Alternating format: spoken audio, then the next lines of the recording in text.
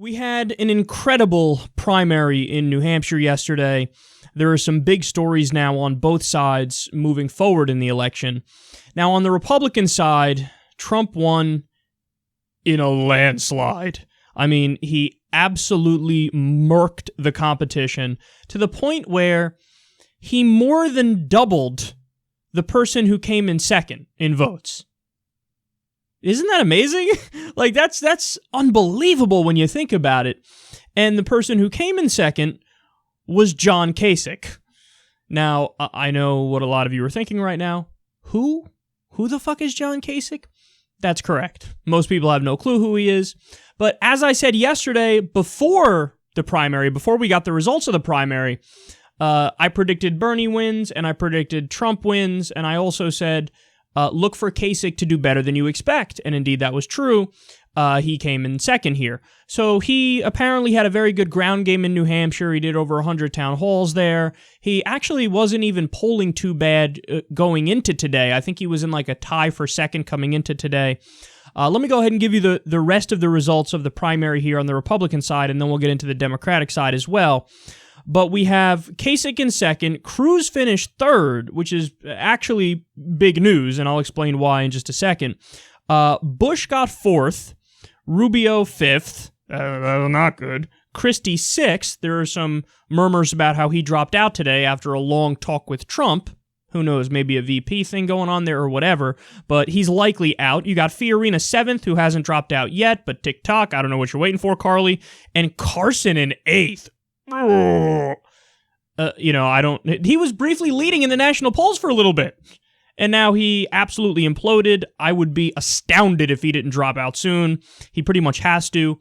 And somehow, Jim Gilmore, credit to him, he got a grand total of 129 votes. That's a victory for his campaign, if I don't say so myself.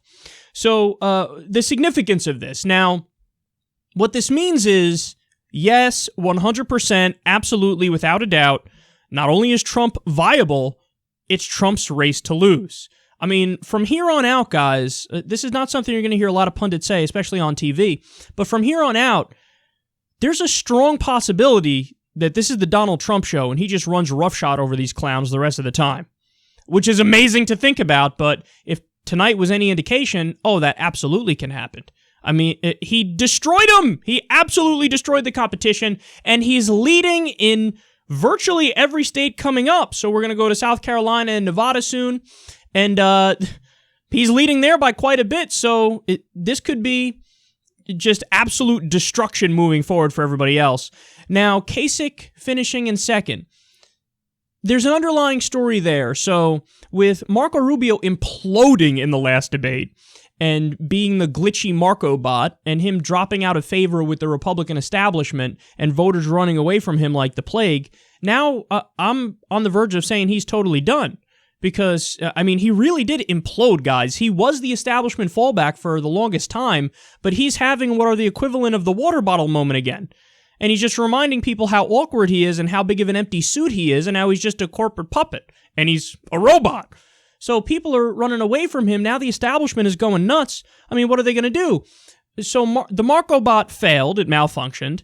Jeb, they tried to back at the beginning, and he spent over $1,000 a vote here in New Hampshire. He was expecting to do very well in New Hampshire, and he didn't. He finished fourth. So he might be done soon as well. Like I just said, Christie dropped out. He was a potential establishment fallback guy, especially with him doing well in the last debate. But with his poor performance in New Hampshire, like I said, there's murmurs of him dropping out or maybe working with Trump for a potential VP position. So what this means is the establishment is panicking and they're saying, what do? We don't know what to do. They can either go all in on Kasich and give him a tremendous amount of money and tell everybody else, hey, you got to drop out and back Kasich and cross your fingers and hope for the best. Or you throw up your hands and you say, we're done. We're done. The Trumpenstein took over, and it really is a two-person race between Cruz and Trump. Now, I have to say, I'm surprised by how well Cruz did in New Hampshire. If you ask me, I would not have said that Cruz would have been in the top three in New Hampshire. I would have thought that he was going to do worse. And the reason is New Hampshire is actually one of the more non-religious states and one of the more independent-minded states in the U.S., and Cruz is coming off the Iowa victory where he was God, God, God, God, God, God, God. I'm the evangelical guy. Vote for me. God, theocracy, Christianity, yada, yada. And somehow he managed to come in a strong third in Iowa. And like I said, Kasich may be a blip on the radar. Even if the establishment backs him, there's a chance he's still a blip on the radar. So it's looking like a two-person race between Trump and Cruz. And man, is that scary, because what you have there are two guys that are totally and utterly out of control. Cruz is crazy and a theocrat. Trump is just crazy. And he's such a big question mark that between the two, if I had to pick between the two, obviously I hate both of them, but I think Cruz is probably a scarier person than Trump. But just the fact that we're having this conversation was inconceivable at the beginning of the race, because you had to put your money on the establishment fallback guys at the beginning, because historically they've done well in the Republican Party. They always flirt with the more extreme candidates, but then go home to the establishment guy in the end. In 2008, it was John McCain. In 2012, it was Mitt Romney. Now, they were extreme, don't get me wrong, but of the people on the stage, of the choices people had, they were the most moderate. People could pick Mike Huckabee, Rick Santorum, Newt Gingrich, all more conservative than Mitt Romney and John McCain, and the Republican base said, okay, I guess we gotta vote for McCain, and I guess we got to vote for Romney. Well, now it looks like there may be a total and utter rejection of the establishment, which means it's going to be either Trump or Cruz. Now, again, there's a tiny, tiny possibility that they try to rehabilitate Marco, but that doesn't look likely. Or Kasich tries to make a run at it, but again, I find that hard to believe because he doesn't have the personality. So, what are you going to do, man? It looks like one of them will be the nominee, and it's certainly Trump's race to lose. Now, on the Democratic side, things just got interesting. So you have Bernie absolutely trouncing Hillary Clinton. I mean, he got, with 94% reporting, I think he had a little over 60% of the vote. Now, don't get me wrong. It was expected that he was going to win, but he kind of held strong to the wider margin than a lot of people expected, including myself. I said I think Bernie's going to win, but I don't think it's going to be by as much as it's been showing in recent polls where he's just absolutely running roughshod over her. It turns out he kind of did run roughshod over her, and he gave a fantastic speech yesterday as well. And here's the thing about this. You don't know how the media is going to react. I mean, the media has been horrible to Bernie Sanders up to this point, and is it possible that they take this win and they just say, well, yeah, he was supposed to win New Hampshire. It's it's so close to his home state, so whatever, let's move along here. It's possible they do that, and if they do that, that's really going to hurt his campaign. But it's also possible that since the establishment idiots are idiots, and they didn't see this coming, everything's going to be burning. Everybody's going to be feeling the burn, and they're going to go, oh my goodness, I can't believe he actually won something. That's insane. That's crazy. And then they rile everybody up, and they keep talking about it and how incredible is this, how incredible is this. And then that momentum can move forward, and it can affect South Carolina, and it can affect Nevada. But here's the thing that Bernie supporters need to understand. Guys, he's getting his ass kicked in the polls in the upcoming states. Look, I'm just the medium for information here, okay? Don't kill the messenger. Now, some people made the counterpoint that they haven't done polls in those places recently, so perhaps the landscape changed post-Iowa, where he lost by 0.2%, and what happened here. I'm sure that's true, and, that's something that perhaps can affect it going forward. But don't think you're going to cruise to the nomination. Because again, if you go state by state and you look at the polls for the upcoming caucuses and primaries, he's off his turf now. He invested a lot in Iowa and New Hampshire, and people felt the fucking burn. But you still have to make people feel that burn in the states upcoming. There are a lot of Democratic voters. See, you don't understand, a lot of people are not politicos. They're not necessarily like you. They're certainly not like me, where I eat, sleep, and breathe this stuff and live this stuff.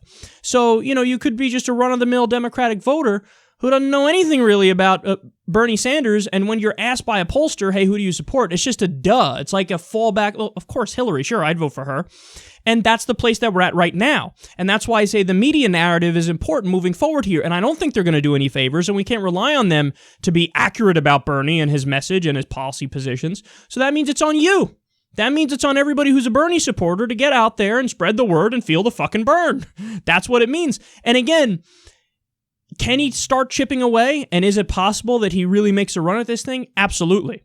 But I would be lying to you if I said that as of right now, the fact that he trounced her in New Hampshire, that means it's a perfect indication of everything moving forward and he's somehow going to cruise to the nomination. Like I said, cruise, Ted Cruz, no pun intended. But that would be a lie. So I can't tell you that. There's a lot of work ahead of us here if you want Bernie Sanders to win. People have to hear his message. And then I think when they do hear his message, well, then I think they'll say, yeah, I want that guy. So we'll see. It's a matter of getting the word out here. But understand, it was a historic night last night, man. It really was. I mean, for a variety of reasons. You have the first ever reality show blowhard winning a primary, presidential primary, and he did so in a landslide. And also, let's not forget, you have the first Jewish American to win a presidential primary. That's Bernie Sanders. That's fucking historic, man. And, you know, one can even say the first kind of atheist, too. Although, you know, there are some presidents in the past that weren't so Jesus-y and religious, and they got elected. There are some who were closet atheists and some who were kind of like openly non-religious. But it's a big thing, man. It's a big thing. And also a guy who calls himself a democratic socialist. It's a new day in America, and we see that now. And, you know, hopefully there's some momentum here moving forward. On the Republican side, it's Trump's race to lose. On the Democratic side, even with the overwhelming Bernie victory, it's still Hillary's race to lose. She's up by about 12 points on average nationally in the polls when you look at the average on Real Clear Politics. But perhaps there can be some Bernie-mentum moving forward, and they can really make a run at this.